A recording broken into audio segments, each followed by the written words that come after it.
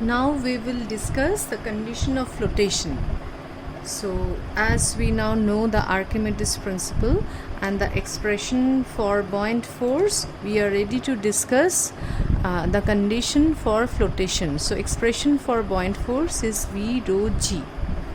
Now we consider a body which is immersed in a liquid of density rho, and the body is having a volume V. So far we have not considered the density of the body. The density of the body, this is a solid body, so let it be rho S, and this is the density of the liquid, so let it be rho L, so that you can identify these two easily. So this is the volume of the solid, I am writing it as V only, and rho is the density of the liquid, and G, this is the buoyant force. Now let us consider the body separately. What is the mass of the body? Mass of the body is volume into density, that is V into rho S. And what is the weight of the body? Weight of the body is M into G. So there are, when a body is immersed in a liquid, I'm just erasing this thing from here. So there are two forces acting. Okay, so one force is the gravitational force which is acting downward, that is W.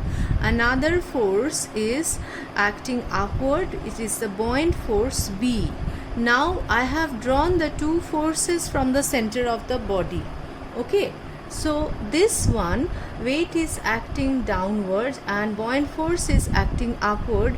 Both are acting through the center of gravity of the body. So we will discuss the two terms, center of gravity and the center of buoyancy, later on in detail. After you complete the whole chapter, we'll discuss this two term and condition of equilibrium. So as of now, this is the buoyant force V rho L G, where rho L is the density of the liquid that we have derived from the first part. Now weight of the body is V into density of the body, volume of the body into density of the body is mass, mass into G is the weight of the body.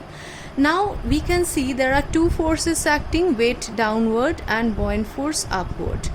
Now the body will sink if the downward force is more.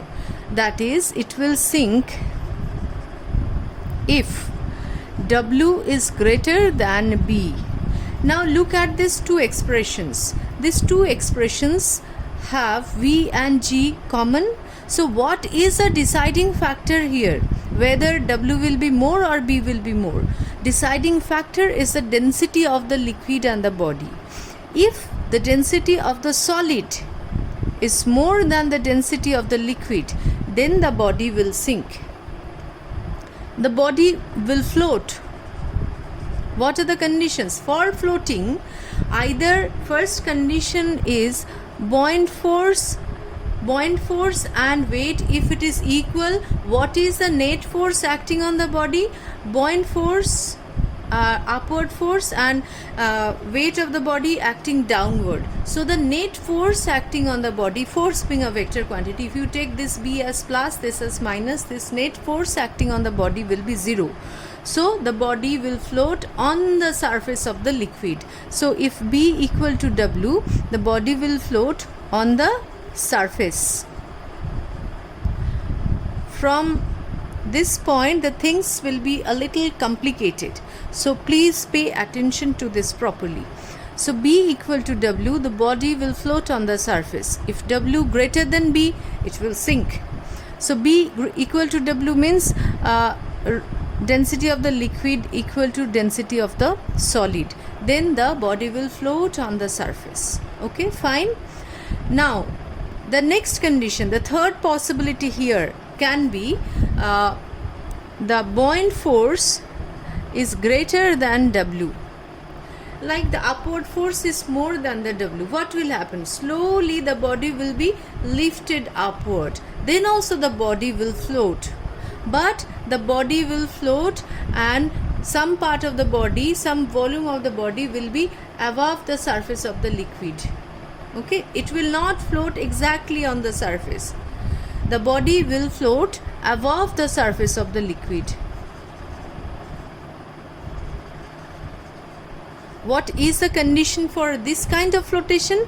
Here, the rho L, density of the liquid, must be greater than the density of the solid. Okay, so the body will float on the surface if the density of the two, liquid and the solid, are same. Body will float above the surface of the liquid if rho L is more than rho S. These are the conditions of flotations. Now let me try to understand the third part. When rho S is greater than rho L, then B is greater than W. So what is the buoyant force? V rho L G is greater than V rho S G. Okay, in this case the weight is acting downward on the body and the buoyant force is acting upward. Slowly the buoyant force will lift the body. Now as the body slowly moves up, let me draw the figure diagram here. Try to understand this properly. As the upward force is more, so body is pushed up by the buoyant force. Let's say a part of the body is above the liquid now. Now buoyant force means, buoyant force is V rho L G, and the Archimedes principle, if you remember, buoyant force is rho L G. This is volume of the displaced part of the liquid. Now what will be the volume of the displaced liquid? It is not fully immersed now. A part of it is immersed here. Let's say V dashed volume is immersed inside the liquid. So it will now displace V dashed amount of water. What will be the buoyant force? V dash rho L G.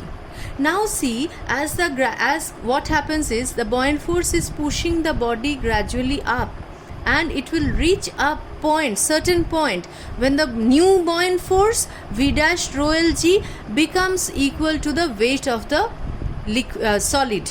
When this two becomes equal, so earlier V rho L G, when it was fully immersed, buoyant force was more. Slowly, gradually the buoyant force lifts the body up, and now it is partially immersed and partially above. And what is the new buoyant force? Buoyant force we calculate only on the immersed volume of the liquid. Now buoyant force here, new buoyant force is V rho L G. So at this point V dash rho L G, new buoyant force V dash rho L G, this is a suffix, equal to V rho S G when the body is floating. Now in the previous condition, when the buoyant force, the new buoyant force here is B dash is equal to W. Now in condition 2, when rho L is equal to rho S, then also buoyant force equal to W, and the body was floating on the surface like this. The body was floating on the surface like this. This is also a condition of flotation. B is equal to W. Now when the body is floating above, certain part of the body is above the liquid, then also the condition of flotation is B dashed is equal to W.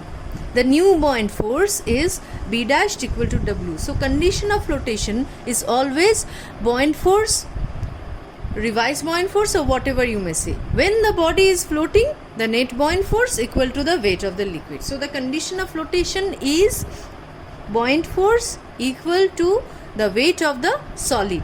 Buoyant force equal to the weight of the solid. Once again I repeat, buoyant force equal to weight of the solid is the condition for flotation.